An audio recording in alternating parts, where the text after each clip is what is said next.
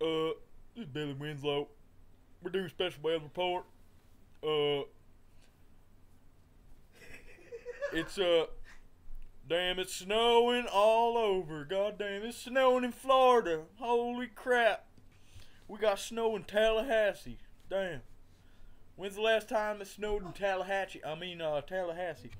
Damn, they got like 4 foot of snow up in Boston. I was up in Boston a couple years ago.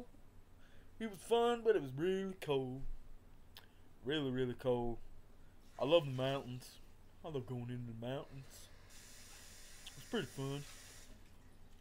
But damn, they made my nipples so hard they could cut glass.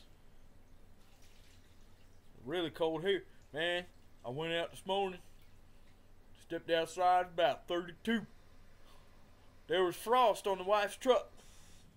Frost on top of the wife's truck. So, yeah, Snowmageddon 2018. Let's start it off good. Let's start it off well. Billy Winslow.